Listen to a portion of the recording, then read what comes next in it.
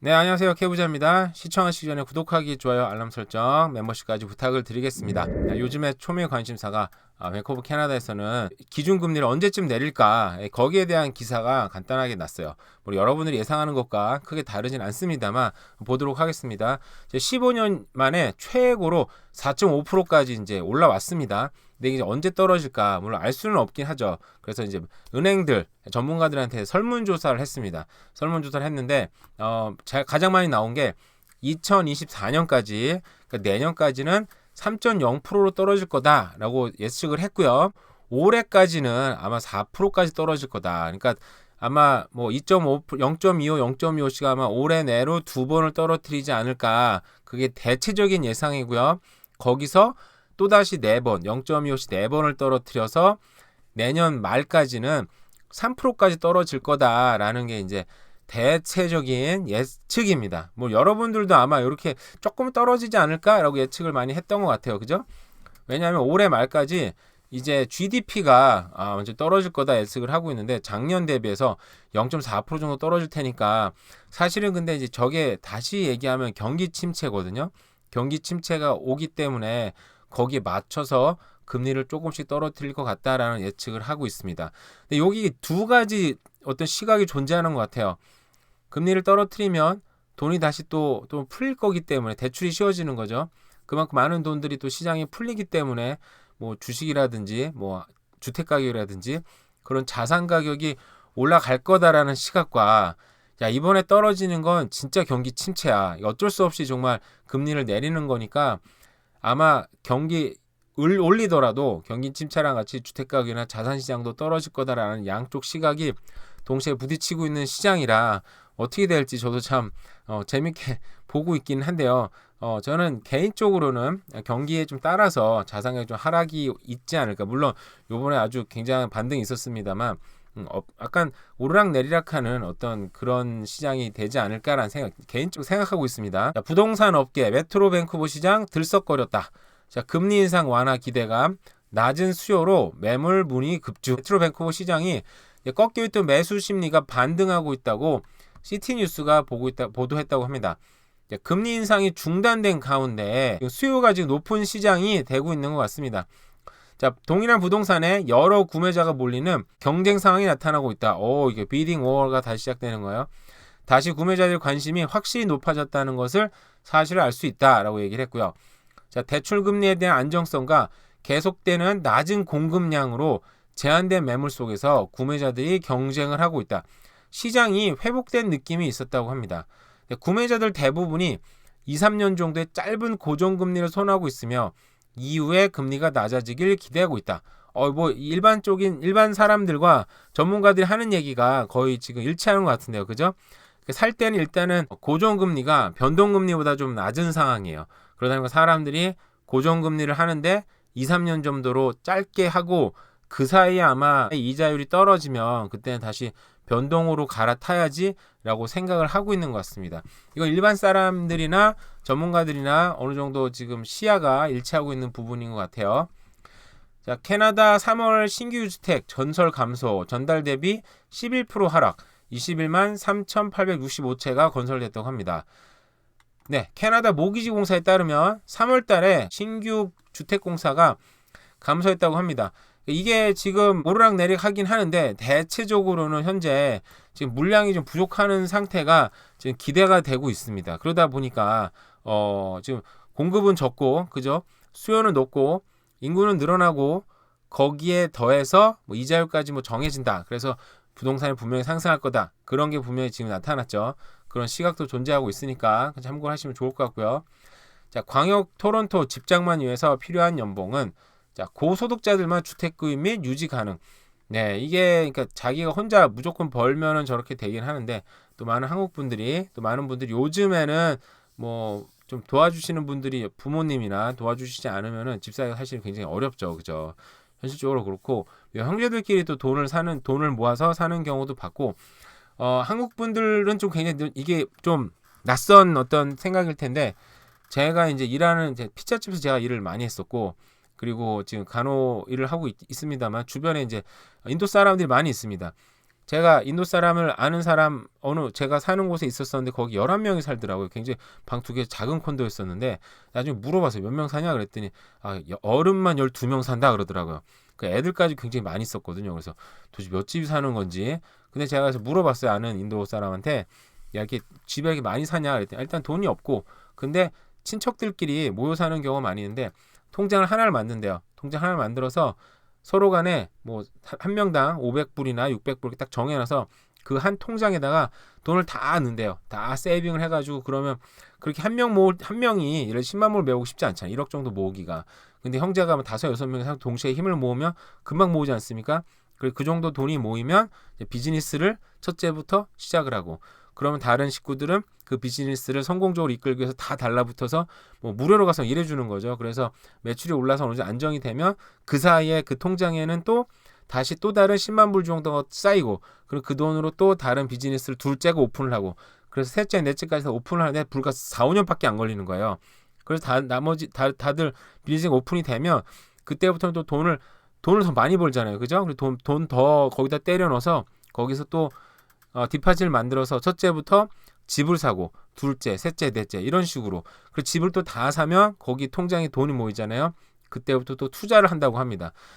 실제로 제가 알고 있는 인도 같이 일하시는 분들이 2명이 그렇게 하더라고요. 그래서 내가 봤던 인도 사람들 그렇게 많이 몇 명 했었었는데 그렇게 하는구나. 아무래도 혼자 하기는 쉽지 않은 그런 때가 된 것 같아요. 그래서 토론토 같은 경우도 연수입이 무려 15만 달러가 돼야 집을 장만할 수 있고 유지할 수 있다고 합니다. 물론 저렇게 안 되더라도 뭐 디파짓 마련하시면 되긴 되겠지만 어쨌든 집을 사서 유지하는 건 참 쉽지 않은 일이다. 집 사기가 쉽지 않은 것 같아요, 정말. 근데 그거보다 더 억울한 건 이제 렌트죠, 사실. 렌트는 그냥 돈이 좀 없어지잖아요.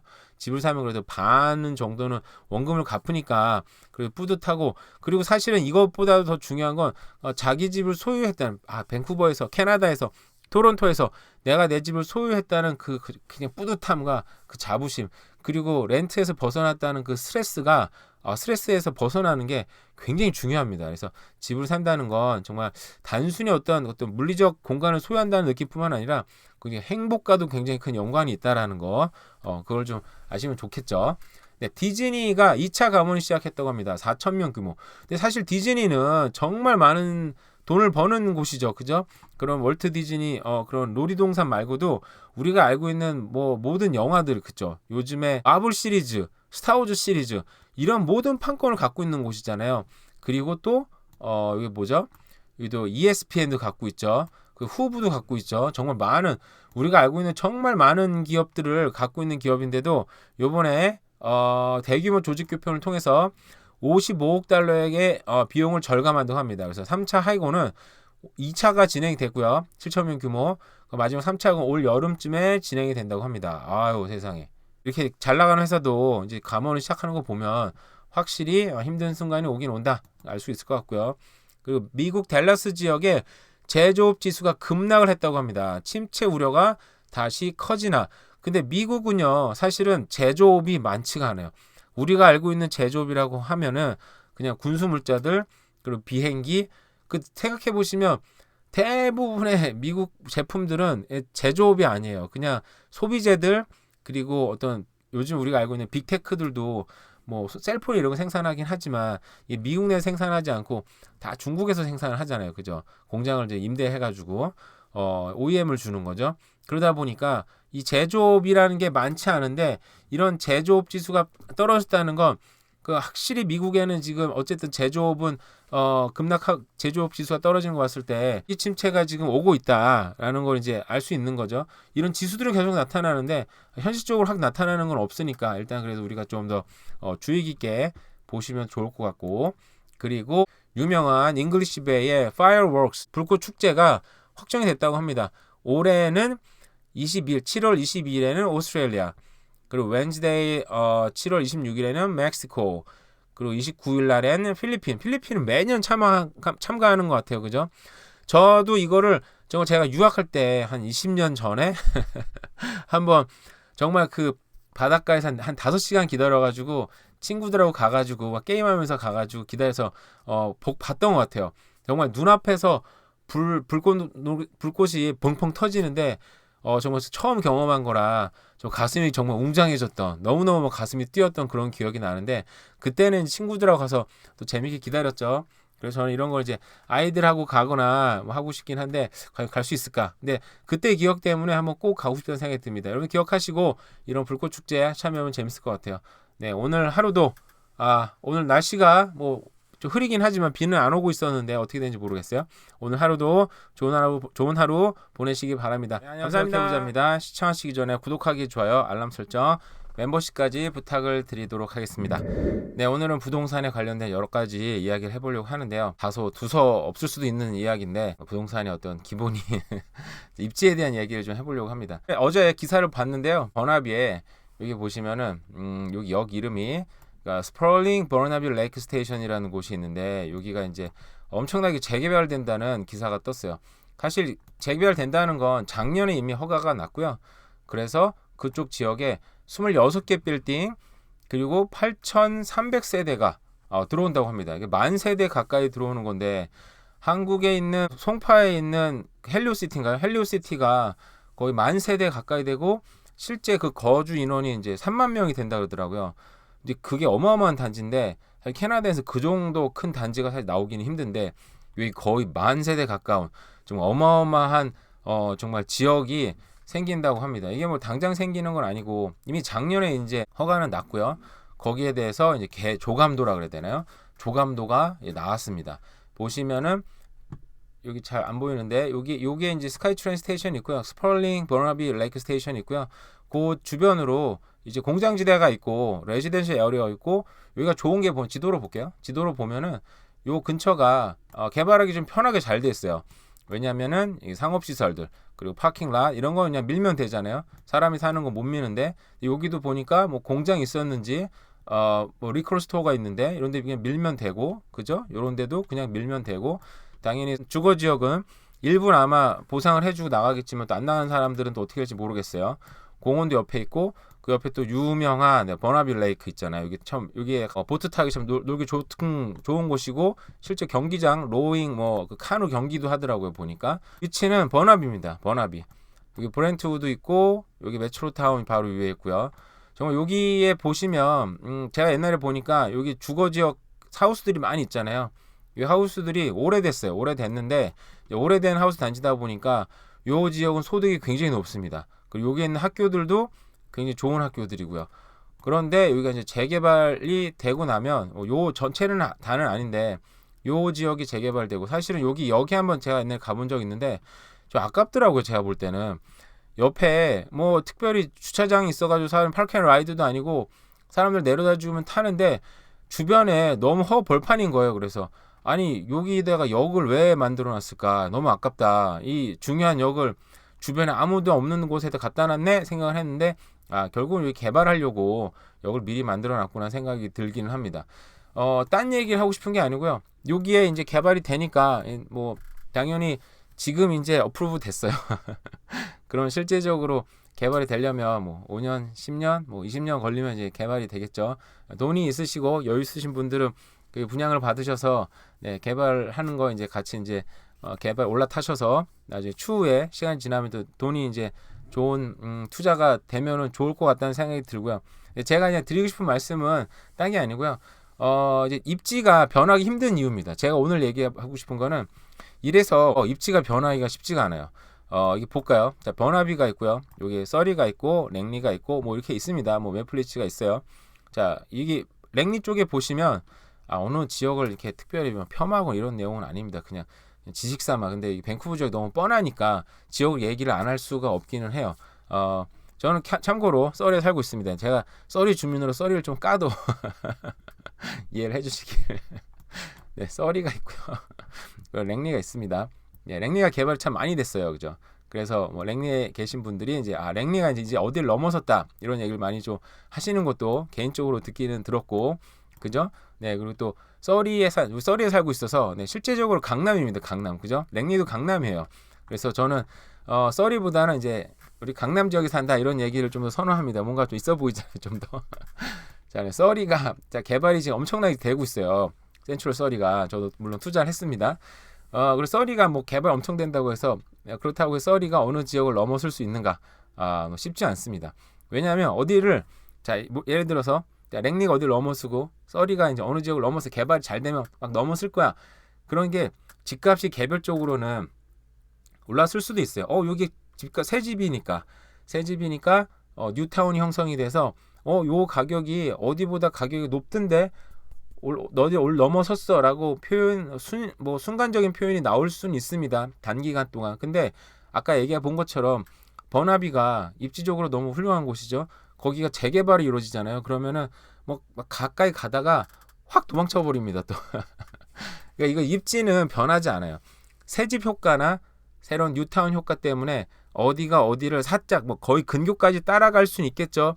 그러다 시차를 두고 다시 또 재개발이 되면 확 또 도망가고, 그러다가 또 다른 낙후지역이란다. 좀 덜 개발된 지역 개발됐어. 그럼 또 따라가. 근데 구도심인 거죠. 구도심 지역을 넘어설 수도 있죠. 그러다가 재개발이 되면 또 확 도망갑니다. 그러니까 이거는 입지가 변하지 않았기 때문에 단순한 뭐 새집 효과, 뉴타운 효과가 계속 나타나는 거죠.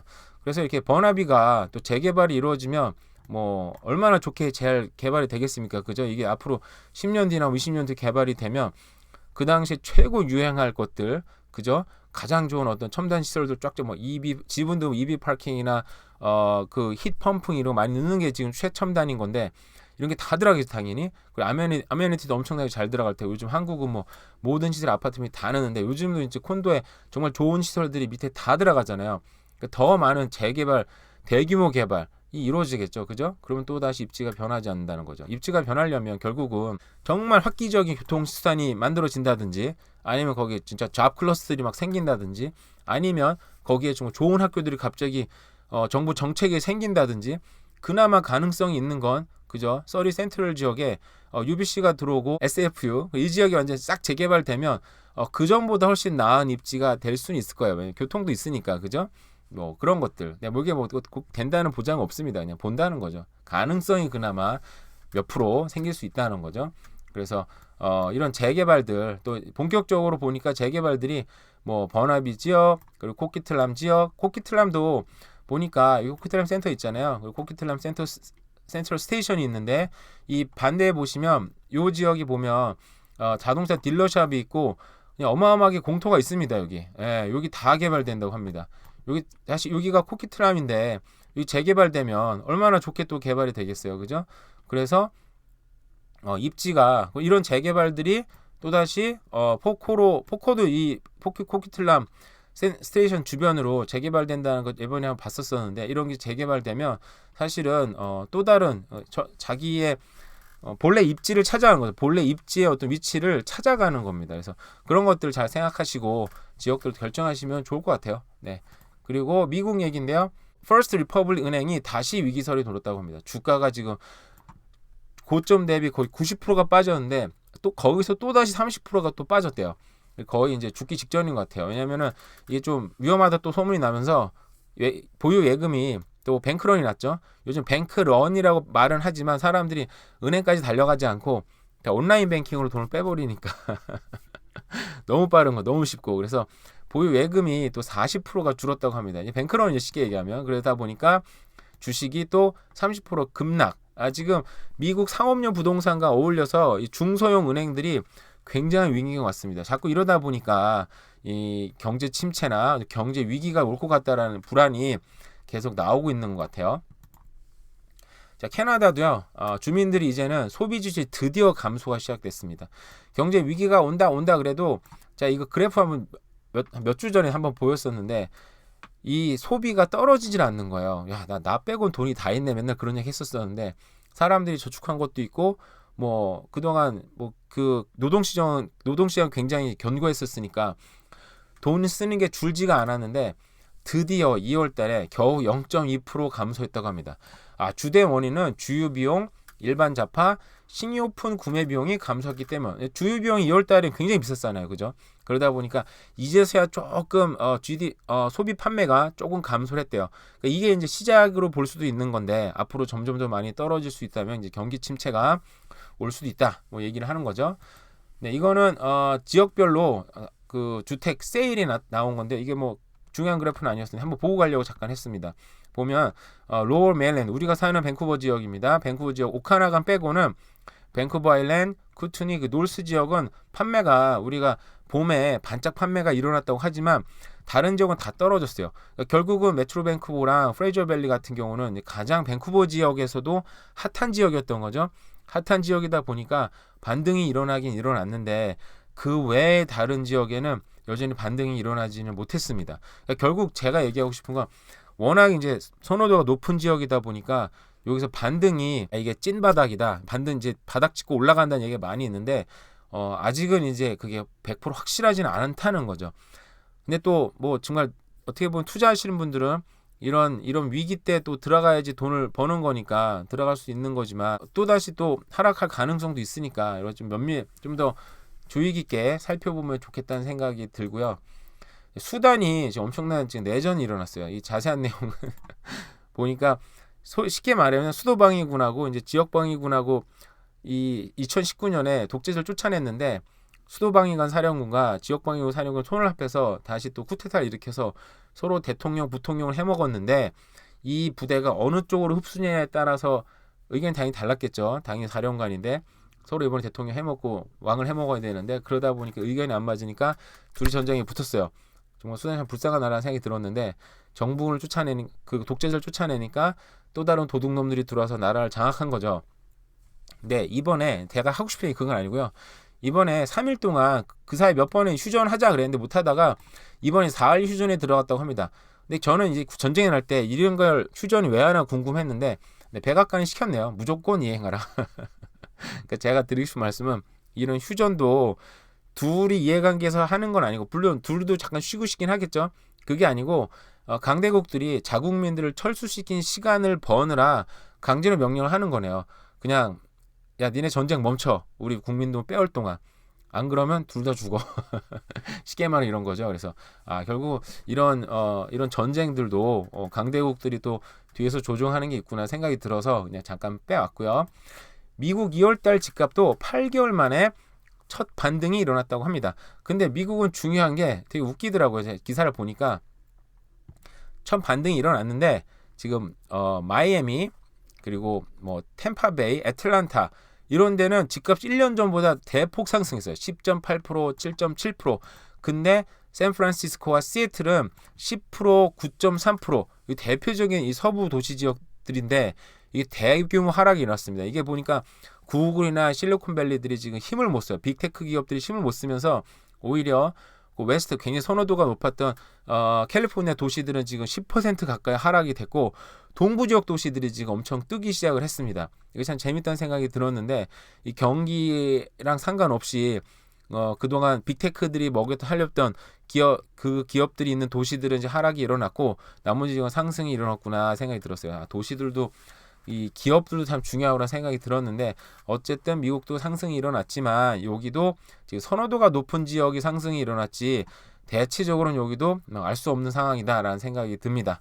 네, 오늘은 기본적으로 뭐 부동산의 뭐 기본인 입지에 관련된 좀 생각이 들어서 말씀을 드렸고요. 그 외에도 또 자잘한 경제 뉴스 좀 살펴봤습니다. 오늘 하루도 잘 보내시고요. 네, 감사합니다. 캐부자입니다. 시청하시기 전에 구독하기, 좋아요, 알람 설정 그리고 멤버십까지 부탁을 드리겠습니다. 부동산 얘기를 하겠습니다. 네, where to get the most bang for your buck in your buying real estate in BC. 자, 여기 BC주로 나왔는데 이게 제목이 쉽게 말해서 어디를 사야 돈을 가장 많이 벌까? 네, 그런 겁니다. 근데 이제 BC주에 한정돼서 얘기를 했는데 원래 이 기사 원문은 BC주가 아니고 캐나다 전역이었거든요. 자, 이거는 이제 머니센스라는 그런 인터넷 뭐 매거진이라고 해야 되나요? 거기서 어느 지역을 사면 이제 가장 인구도 많이 늘고 그 가격적으로 지금 저평가되어 있고 앞으로 폭발할까 가장 돈을 많이 쉽게 말하면 어디가 부탄을 사면 돈을 가장 많이 벌까라는 거에 대해서 자기네 나름대로 기준을 맞춰서 해놓은 거예요. 1등이 보면은 이제 뉴 브론즈윅의 그레이터 몽튼 지역 1등이 나왔습니다. 몽튼이라 그러면 옛날에 총으로 사건이 나가지고 유명해지긴 했는데 어디인지 아마 대부분 모르실 거예요. 한번 찾아보면은 뉴 브론즈윅은 대서양주에 있고요. 사람들이 가기가 쉽지 않아요. 정말 한국 사람, 특히 외국인들도 어떻게 보면 시골이고 작은 타운이잖아요. 가기가 쉽지 않습니다. 한국 사람들은 더더군다나 쉽지 않은 것 같아요. 근데 이제 한국도 보면 뭐 서울에만 뭐 대도시나 집을 사는 게 아니고 저평가받은 데 지역을 사서 그 시세 차익을 얻는 투자를 이제 많이 하시잖아요. 근데 한국 생각해보면 한국은 자동차로 타면 그래도 3-4시간이면 그래도 대부분 지역을 갈 수 있고 돌아와도 또 하루면 갈 수 있는 건데 만약 우리 입장에서는 저기가 저평가받고 투자하기 좋다 그러면 한번 가기가 쉽지 않아요. 임장 한번 가기가 쉽지 않은 거죠. 비행기도 비용도 너무 많이 들고 뭐 차로 도저히 갈 수도 없고 그리고 요게 이제 그럼 온라인으로 요즘 많이 사니까 그럼 온라인 임장을 하자. 그럼 아무래도 좀 말 좀 잘 통하고 편한 한국 분이 있어야 되는데 여기 한국 리얼터가 있는지는 모르겠습니다만 이게 쉽지 않은 거죠. 그래서 캐나다는 사실은 저렇게 저평가받은 지역을 가서 사는 게 전문적으로 투자하기가 어떤 회사를 갖기 전에는 정말 쉽지는 않다는 생각이 많이 들긴 들더라고요. 그래서 이게 쉽지는 않다. 그럼 결국 우리가 2등 같은 경우에는 세인트 머리 그리고 노스베이 대부분 온타리오예요. 그리고 뉴 브론즈윅도 많이 나왔습니다. 작은 타운들이 대부분 1, 2, 3등 막 차지를 했죠. 우리가 그나마 갈 수 있는 BC주에서는 우리가 그래도 갈 수 있어 투자를 할 수 있는 거잖아요. 그죠? 그러니까 BC주에서 가장 저평가 받았고 그리고 앞으로도 성장 가능성이 많은 곳은 밴쿠버 아일랜드라고 나왔습니다. 그러니까 전국적으로 보면 캐나다 전체적으로 보면 14등인데 밴쿠버 BC주에서는 1등인 거예요. 밴쿠버 아일랜드는 우리가 그래도 페리 한번 타면 갈 수 있으니까 그 2시간 내로 끊을 수 있지 않습니까? 대구 잘 떨어지면 갈 만한 곳이다. 평균 집가격은 72만 8천 불인데 여러 가지 등락이 있었지만 여기서 평가하기를 5점 만점에 3.24점을 줬어요. 그러니까 우리가 그래도 우리가 다가설 수 있는 가장 저평가받은 지역은 그래도 밴쿠버 아일랜드다. 근데 만약에 밴쿠버 아일랜드를 사도 당연히 거기 한국 분들 계시니까 관리나 이런 분들 영어가 좀 부족하신 분들은 관리 맡길 수도 있고 그래서 무슨 일이 생기면 한번 갈 수 있는데 페리표를 매번 쉽게 살 수 있는 건 아니에요. 주말에서 사기가 쉽지 않고 명절 가까우면 또 사기 쉽지 않잖아요. 그죠? 아침에 사서 또 저녁에 나와야 되니까 여러 가지 감안을 해서 투자가 아주 쉽지는 않지만 그나마 저평가받는 투자받은 지역이다. 그리고 2등은 BC주에서 2등은 칠리왁입니다. 칠리왁 앤 디스트릭트. 그러니까 칠리왁 주변이 거의 30% 올랐다가 또 30% 떨어졌다 그랬잖아요. 근데 어쨌든 BC주에서는 그나마 좀 저평가 받았고 그리고 이민자가 많이 올 텐데 그 이민자들이 BC주 내에서 이동을 할 때 가장 사실 이동하기가 쉬운 곳이 칠리왁이긴 합니다. 그죠? 1번 하이웨이가 있기 때문에 쉽게 이동을 했고 또 밴쿠버 시내에서 1시간 안 걸리는 곳이니까 그래도 투자할 수 있는 곳이 칠리왁과 그 주변 지역들. 그리고 BC주 3등은 빅토리아가 나왔고요. 그리고 BC주에서 그 다음은 이제 프레이저 밸리가 나왔습니다. 프레이저 밸리 같은 경우는 제가 살고 있는 서리 다 포함한 지역인데 전국으로 따지면 끝에서 거의 꼴찌예요. 프레이저 밸리나 그레이터 밴쿠버 다 끝에서 꼴찌가 나왔기 때문에 투자하기가 그렇게 썩 좋은 지역은 아니다라고 알 수 있는 거예요. 물론 투자해놓고 사람들이 많이 오고 좋은 지역이니까 시간을 갈아 넣으면 좋은 결과가 나오겠지만 거기까지 가기가 결국은 좀 쉽지는 않은 부분이 있다라고 알 수는 있습니다. 밴쿠버 다운타운 얘기인데요. 이게 며칠 전에 기사가 난 거고 이런 기사 찾다가 생각을 한 건데 지금 오피스하고 리테일 리커버리 될까라는 겁니다. 지금 다른 데이터 그래서 공실률이 10%다. 그러면 공실률 자체가 10%면은 굉장히 큰 거죠. 옛날에는 공실률 자체가 2%, 3%, 4% 막 이랬거든요. 그래서 공실률이 거의 없다고 얘기가 나왔었는데 근데 이건 또 다른 데이터입니다. 다운타운에서 모바일 데이터를 쓰는 사용량이 프리팬데믹 때 팬데믹 이전에 비해서 불과 47%라고 합니다. 그러니까 저는 이게 사실은 오히려 되게 정확한 자료라고 생각을 해요. 공실률은 그 사무실에 몇 명 쓰는지 모르잖아요, 사실은. 그냥 계약이 됐다 안 됐다만 알 수 있는 건데 근데 지금 데이터 사용료가 절반 이후로 줄었다는 건 쉽게 말하면 옛날에 비해서 밴쿠버의 다운타운에 있는 사람 숫자가 절반도 안 된다는 얘기잖아요. 그래서 이거 되게 심각하구나. 지금 상업용 부동산이 미국 지금 금융권, 은행권 위기랑 맞물려 가지고 지금 대부분 그 작은 은행들이 지역 뱅크들이 저는 오피스나 리테일에 많이 이제 대출 많이 해줬다 그러더라고요. 근데 저는 오피스나 리테일이 공실률이 많다는 얘기는 지금 돈을 잘 못 번다는 얘기죠. 거기에 맞물려서 문제가 같이 되고 있는데 밴쿠버 다운타운도 문제가 굉장히 지금 심각하구나. 그래서 저도 사실은 이제 저런 오피스를 주로 다루는 리츠 그런 좀 살펴보니까 반토막난 것들도 많이 있더라고요, 보니까. 그래서 만약에 좀 용기가 있으면 어떻게 보면 좀 더 지난 다음에 아마 여름쯤부터는 아마 저는 오피스 리츠를 투자하는 것도 여전히 그 뭐죠? 그 디비den이 좋습니다. 디비den도 좋고 워낙 지금 많이 떨어져서 앞으로는 상승 여력도 있지 않을까라는 생각을 개인적으로 해봤습니다. Canada's highest home price to drive rent up further in the next 3 years. 모기지 공사가 한 건데 모기지 공사니까 아무래도 저는 자료가 굉장히 중요하다, 아주 좀 정확하고 중요하다고 생각을 합니다.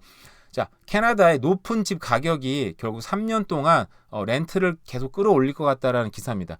그러니까 여전히 집 가격이 워낙 비싸다 보니까 뭐 렌트 이민자도 많이 들어오고 인구가 많이 드니까 집 가격도 밀어 올릴 가능성도 있지만 여전히 집 가격이 좀 비싸다 보니까 캐나다 모기지 공사가 지금 현재로서 자료를 봤을 때 사람들이 더 집을 사기보다는 대체적으로 렌트 쪽으로 더 빠질 것 같다라는 분석을 해놓은 거예요.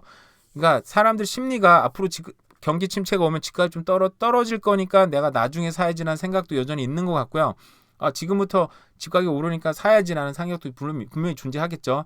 근데 대체적으로 어쨌든 좀 더 렌트 시장이 많이 몰릴 것 같다라는 분석을 했습니다. 그래서 이런 분석도 좀 일단 정확하다는 생각이 들기는 들어요. 물론 지금 봄 시장에 분명히 반등은 나왔습니다만 이 반등이 계속 지속될지는 계속 지켜보면서 주의 있게 보면서 투자 방향을 정하면 좋을 것 같습니다. 네, 오늘도 대략 살펴본 부동산 뉴스였습니다. 오늘 하루도 잘 보내세요. 네, 감사합니다. 해보자입니다. 시청하시기 전에 구독하기, 좋아요, 알람 설정, 멤버십까지 부탁을 드리겠습니다. 네, 부동산 협회에서 오늘 나온 아주 따끈따끈한 리포트를 소개하도록 하겠습니다. 일단 제목은 뉴 리스팅이 이제 20년 내에 정말 최저다.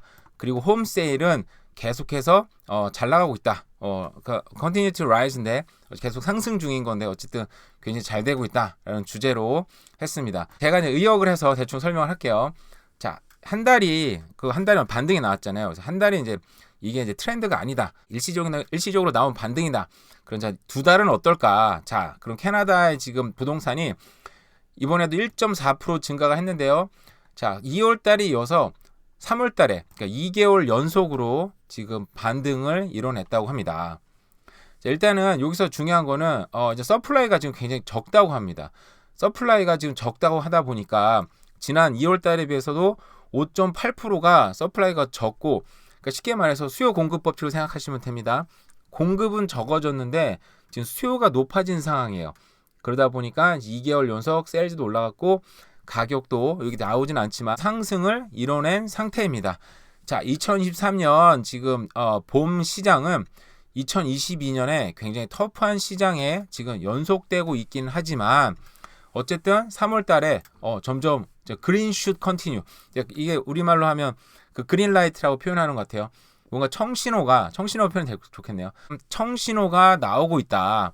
지금 뱅크 오브 캐나다도 기준금리를 지금 홀드했잖아요. 지금 첫 번째로 홀드했지만 대체적으로는 앞으로도 계속 홀드할 거다라고 얘기를 하고 있고요. 그리고 가격도 안정화되고 있는데, 자, 서플라이 이슈는 지금 우리와 함께 있다. 이게 기본적으로 부동산 협회에서 나온 리포트이기 때문에 부동산 시장에 대해서 굉장히 좋게 보려고 노력을 하고 있다. 이게 틀렸다라는 게 아닙니다. 일단 시약 자체는 그렇게 보고 있다. 그래서 서플라이 이슈는 우리와 함께하고 있다. 표현이 좀 웃겨서 그 자기 편이라는 거죠. 부동산 시장은 올라갈 것 같다라고 표현을 하고 있습니다. 이게 작년 지금 2023년 시장, 그러니까 올해 시장을 아주 한 도표로 간단하게 표현을 해놨는데요. 홈세일은 지금 34.4%가 떨어진 상태입니다. 작년하고 비교한 거예요. 그러니까 지역별로는 50% 막 반토막 난 데도 있죠. 뭐 어떤 프레이저 밸리랑 아니면 또 토론토 근교 지방도 대부분 거의 뭐 45%, 50% 가까이 떨어진 지역이 많이 있는데 평균적으로는 34.4%가 떨어져 있다. 자, 그리고 뉴 리스팅 같은 경우에는 작년에 비해서 마이너스 27.4%. 그러니까 지금 뉴 리스팅도 굉장히 지금 적어진 상태인 거죠. 그러다 보니까 가격은 작년에 비해서는 일단은 평균 가격은 13.7%, 많이 떨어진 데는 뭐 예를 들어서 뭐 밴쿠버 외곽 지역 같은 경우는 30%까지 떨어졌고요. 밴쿠버 다운타운 지역은 8%. 그러니까 두 개가 뭐 이렇게 대충 이렇게 하면은 전국 평균으로는 13.7%가 떨어졌다고 합니다. 네, 여기 보면 전국 지도가 잘 나와 있는데요. 자, 우리가 대표적인 밴쿠버, BC주 그리고 온타리오주는 가장 많이 떨어진 주기도 합니다. 그만큼 많이 오르기도 했고요. 또 많이 떨어지기도 했고, 대표적으로 대서양주들과 그리고 중부 지방들 알버타와 뭐 사스카춘주 같은 경우에는 대체적으로 좀 덜 떨어졌죠. 떨어지긴 했지만 뭐 그만큼 또 오르지도 않았다는 얘기이기도 합니다. 북부 지방과 또 대서양 북부 지방은 지금 17.6% 이거는 우리가 별로 생각할 필요 없을 거예요. 저기 가서 살 사람 거의 없잖아요. 그죠? 그러니까 여기가 레브라도인가요? 여기도 2.8% 정확하지 않습니다. 찾아보세요. 2.8%가 상승을 이뤄냈습니다. 그러니까 어쨌든 전체적으로 봤을 때 가장 많이 올랐던 온타리오주, BC주는 작년에 비해서 여전히 11.7%, 16.4%는 떨어져 있는 상태다. 뭐 자기 사는 지역은 분명히 다를 수도 있습니다. MLS HPI라는 인덱스는요. 이게 MLS 홈 프라이스 인덱스라고 해서 다른 거랑 다르게 MLS 사이트에서 자체적으로 운영을 해서 만들어 놓은 벤치 프라이스인데 제가 볼 때는 제일 정확한 것 같아요. 왜냐하면 실제적으로 사고 파는 건 실거래가를 가장 빠르게 반영하고 있는 것 같아서 가장 빨리 보입니다. 이 지도가 이 그래프가 정확하게 나오진 않은데 여러분 보시면 2023년 이 끝에 그래프가 이제 올라간 걸 볼 수가 있습니다. 반등을 이제 2달 동안 이뤄냈다고 했죠. 그러니까 작년에 22년 초에 2월달, 3월달에 가격이 피크를 쳤고 이때 이후에는 모든 주택이 다 하락을 했고요. 그리고 근데 올해 2월달, 3월달에는 지금 4월 말이잖아요. 반등이 일어났기 때문에 가격 그래프가 살짝 올라가 있는데 이 그래프가 사실은 더 뒤로 올라가 있는 부분도 있습니다. 캐나다 부동산 협회에서는 일단 전망을 내놨습니다. 2023년 나머지 4월달 2, 3, 4분기인 거죠.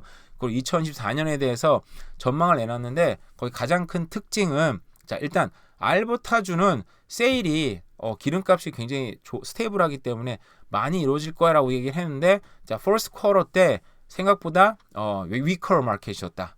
굉장히 생각보다 좋지는 않았다. 그리고 온타리오 같은 경우에는 생각보다는 스트롱했다. 리바이즈 하이어. 그러니까 뭐 조정을 받았지만 그래도 하이어 했다. somewhat stronger than expected. 예상치보다는 좀 더 좋은 마켓이었다라고 평가를 했습니다. 그러니까 이게 우리가 전망치로는 기름값이나 여러 경제 상황 봤을 때 대도시가 굉장히 안 좋을 거다라고 했지만 지금 GDP 같은 성장률이 굉장히 견고하고 하우스뿐만 아니라 그리고 잡 마켓이 굉장히 스트롱했어요. 그러다 보니까 대도시를 갖고 있는 저런 온타리오주 같은 경우에 생각보다 마켓이 나쁘지 않았다라고 평가를 한 것 같습니다. 자, 중요한 건요.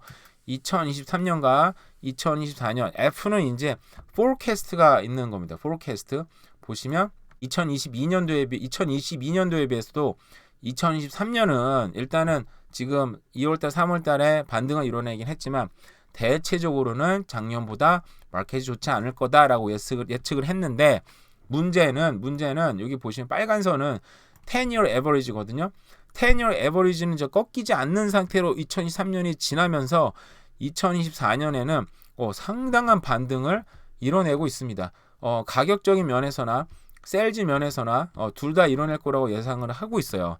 자, 그럼 이렇게 만약에 이 부동산 리포트가 뭐 100% 맞는 거 아닙니다. 뭐 제 생각이 맞는 것도 아니지만 그 대체적으로 그 대표적인 사이트를 운영하는 데서 부동산 협회에서 만든 리포트를 봤을 때 2023년 이런 반등이 일어난다면 2023년 우리가 이제 경기 침체를 앞두고 있고 이게 얼마나 심할지는 뭐 알 수는 없겠지만 그러면 올해 어쨌든 올해 중반 이후에 올해 말에가 아마 집을 살 수 있는 가장 좋은 포인트가 되는 건가? 뭐 이런 생각을 또 할 수 있지 않습니까? 이게 만약에 맞다고 가정하면 왜냐하면 2024년부터는 상당한 반등과 그리고 모기지 금리도 많이 떨어질 거로 예상을 하고 있잖아요. 그죠? 모기지 금리가 떨어지면 당연히 돈이 많이 시장에 풀리게 되는 거니까. 근데 경제가 그때까지 정말 초토화된다. 그러면 이제 그렇게 안 되겠지만 이 가정은 아마 지금 경제가 경착륙이 아닌 연착륙과 그리고 금리도 떨어진다라는 그리고 그 잡 마켓은 물론 레이오프가 시작이 됐지만 엄청난 침체는 면하고 갈 거라는 그런 가정하에 이런 그래프를 그린 것 같습니다. 이제 만약 이게 정말 맞다 그러면 올해가 어떻게 보면 집 살 수 있는 절호의 찬스가 아닌가라는 생각이 또 들기도 합니다. 자, 미국 같은 경우는요. 어쨌든 1분기 GDP 성장률이 반토막이 났다고 합니다. 자, 경기 침체가 코앞에 왔다. 근데 이게 아까 말씀드린 것처럼 미국이랑 캐나다는 전 세계가 거의 지금 경제가 연동되어 있기 때문에 다 같이 봐야 되는 것 같아요. 근데 이게 지금 경기 침체가 눈앞에 왔지만 경기 침체가 꼬꾸라질 거냐 아니면 연착륙으로 살짝 바닥 찍고 금방 급반등할 것이냐 아니면 어느 지지부진한 상태로 가겠지만 아주 큰 침체가 오지 않는 한 부동산 시장이 또 반등도 이룰 수 있다는 생각이 또 듭니다. 근데 어쨌든 올해 전망은 굉장히 좋지 않다. 저도 올해 전망은 굉장히 뭐 개인적으로 나쁘게 보고 있긴 합니다. 증가율이 1.1%에 머물렀다고 합니다. 네, 이거를 뭐 자세한 뉴스는 알 필요 없겠지만 경제 뉴스 제목만 한번 볼게요. 제목만 보면 지금 요즘 상황이 이렇구나 이게 알 수가 있는데요. 퍼스트 리퍼블릭 결국에는 파산 절차에 들어갔다고 합니다. 그러니까 연준에서도 감독 실패했다 인정을 했다고 하고요. 그리고 주가는 또 50% 폭락을 했다고 하고요. 폭락을 했습니다. 이거를 확실하게 믿고 제가 저기 공매도 건 사람들은 돈을 굉장히 많이 벌겠네요. 그죠? 자, 1분기 대만도 GDP가 3.02% 역선장을 했다고 합니다. 경기 침체가 눈앞에 들어왔다. 자, 미국의 근원 물가 4.6% 이렇게 많이 올랐죠, 세상에. 근원 물가 꺾이지 않는다고 합니다. 연준이 얼마나 더 인상할까? 이거 올리지 못한다고 많이 얘기가 나왔는데 이러면 다시 또 올릴 수 있다. 근데 만약에 올린다 그러면 경기 침체는 더 심하게 올 것 같은데 지금 근원 물가가 전혀 안 잡히고 있는 분위기인 것 같습니다. 자, 유로존 20개국 1분기 0.1% 성장, 직전 분기는 마이너스 0.1%. 자, 그러니까 이 경기 전체적으로 전 세계적으로 한국도 그렇고요. 경기 침체는 눈앞에 왔다. 그리고 미국도 마찬가지인데 샌프란시스코에 공실률이 75%인 건물이 있다고 합니다. 여기 나오는 건 같지는 않지만 어쨌든 이게 대표적으로 지금 상업용 부동산이 얼마나 힘든지를 보여주는 것 같은데요. 오죽하면 지금 80%가 가격이 하락했다고 합니다. 어떤 빌딩인지 신문에 나오진 않았지만 이 건물이 불과 2019년에는 평가액이 4천억으로 평가가 됐는데 지금 현재 매물로 나왔는데 지금 800억 선으로 내려앉았다고 합니다. 그러니까 무려 80%가 떨어졌다고 해요. 그러니까 이 미국에 있는 샌프란시스코나 아니면 LA 같은 경우에는 지금 대표적으로 IT 기반 도시들인데 미국 테크 기업들이 지금 성장이 굉장히 낮아지고 눈앞에 온 경기 침체 때문에 특히 뭐 부동산 가격도 물론이지만 상업용 부동산이 굉장히 힘든 것 같습니다. 근데 많은 또 어떤 분들은 이런 상업용 부동산이 그 지방 은행들과 연동돼 있고 대출 많이 해줬대요. 지방 은행들이 무너지면 금융 위기를 좀 이루어질 수 있냐. 그리고 심하진 않겠지만 이루어질 수 있다. 근데 그런 것과 경기 침체가 맞물리면 여러 가지 자산 시장의 하락도 예상을 하고 있다고 하는데요. 이런 거 다 또 다양하게 생각하시면서 투자를 하시면 좋을 것 같고요. 그리고 캐나다 공무원이 벌써 2주째 파업을 했다고 합니다. 네, 저도 지난주에 텍스 리턴을 했는데 아직도 안 들어오고 있어요. 원래 텍스 리턴 하면 2, 3일 내에 딱 들어왔는데 그죠? 그래서 돈이 없는 시기인데 여전히 돈이 없다. 네. 캐나다 의료 시스템 믿을 수 없다. 신뢰도가 크게 추락했다고 합니다. 30% 이상이 불신한다고 합니다. 예, 왜냐하면 속도가 늦죠. 정말 속도가 너무 늦어요. 왜냐하면 세금으로 운영이 되다 보니까 운영이 굉장히 방만한 부분 분명히 확실히 있고요. 그러다 보니까 뭐 의사나 이런 사람들이 뭐 미국에 비해서 이제 소위 말하는 이제 효율성이 좀 떨어지고 있다는 거죠. 근데 그거에 비해서는 간호사 같은 경우 월급도 많이 받고 저도 간호사지만 병원 간호사 월급 많이 받습니다. 저보다 훨씬 많이 받습니다. 저도 질투가 납니다. 어쨌든 이런 시스템. 근데 우리가 또 세계적으로 가장 또 자랑스럽고 유명한 무료 의료라는 어떤 시스템을 갖고 있으니까 이런 거는 뭐 어떻게 보면은 우리도 이민자로서 굉장히 많은 혜택을 많이 받아온 건 사실인 것 같아요. 그래서 좀 개선할 수 있는 여지가 있으면 개선하면 좋을 것 같다는 생각이 듭니다. 네, 오늘 날씨가 너무 좋아서 아이들 라이드 해주는데 막 눈이 부시더라고요. 창문을 열어도 더 이상 춥지 않은 것 같습니다.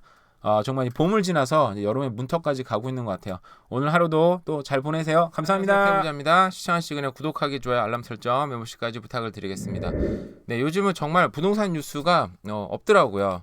특별한 이슈도 없고 제가 어제 부동산 협회에서 나온 리포트를 이제 소개해드렸잖아요. 그래서 내년에는 이제 뭐 그쪽에서는 큰 반등이 있을 수 있다. 그래서 전 2024년을 얘기했는데 요즘 오늘 신문 보니까 2025년에 이제 큰 반등이 이제 어느 정도 있을 거다 이렇게 얘기를 많이 하더라고요. 2024년, 2025년에는 어느 정도 반등이 있을 거면 이제 뭐 올해나 내년 초가 뭐 어떻게 보면은 그 보고서가 맞다면 되게 좋은 기회가 될 수 있을 거라고 생각은 드는데 그래도 여전히 집 사기는 쉽지 않다는 생각이 드는데요.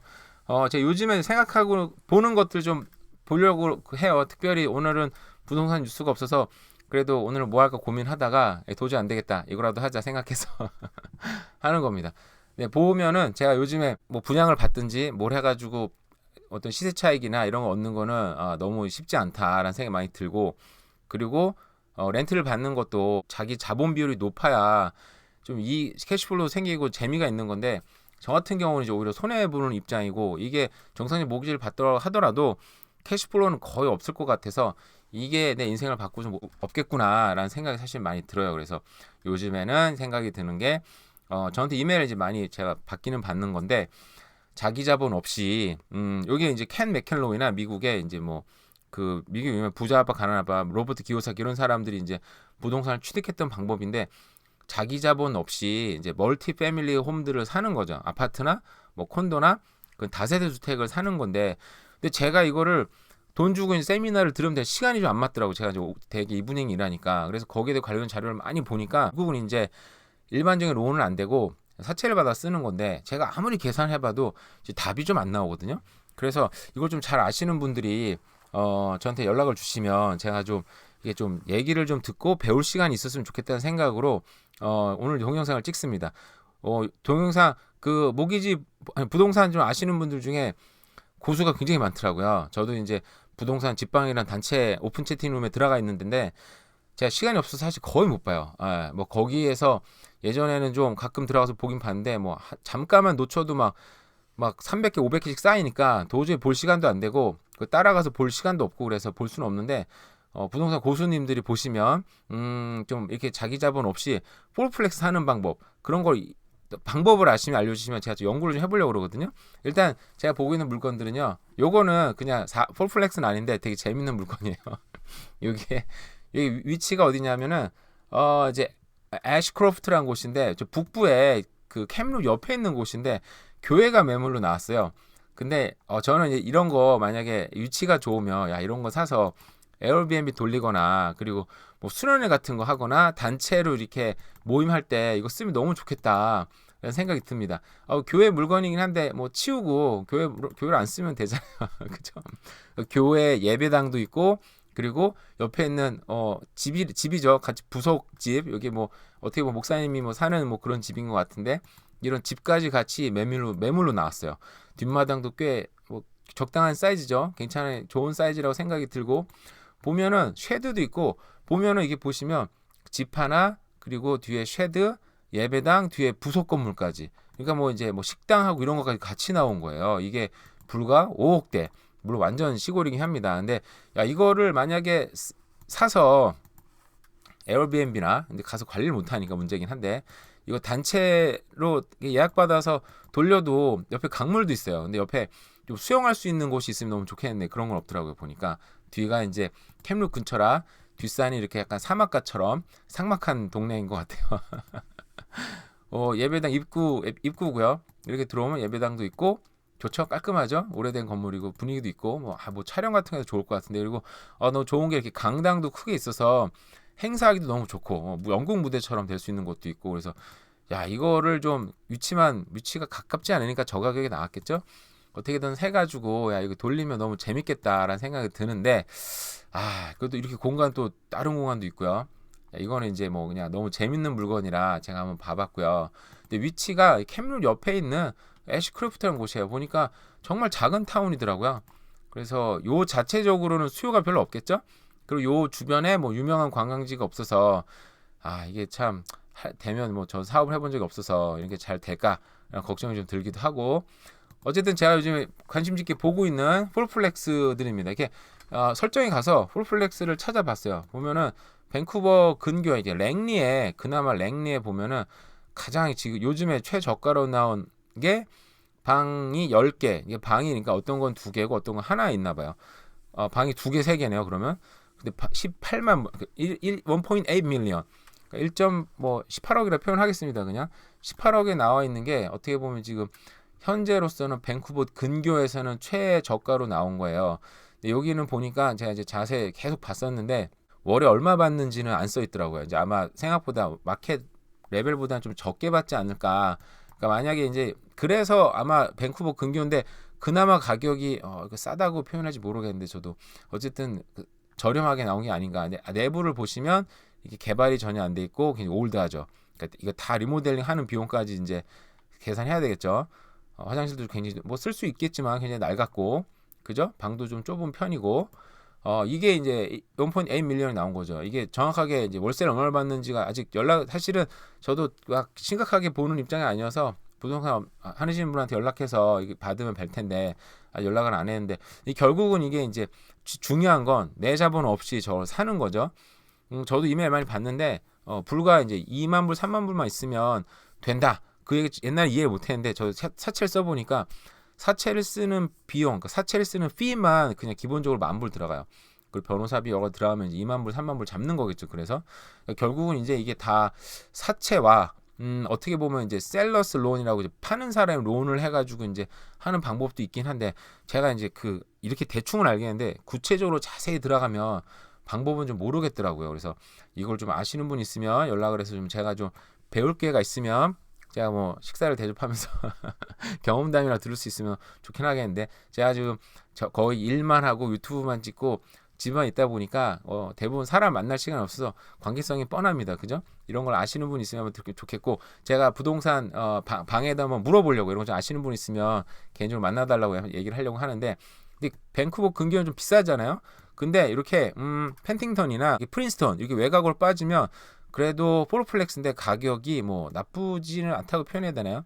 이것도 보면은 가게가 있어요. 밑에 가게가 있고 집이 2개가 있더라고요. 보니까 그렇게 해서 이제 70만 불에 나온 거예요.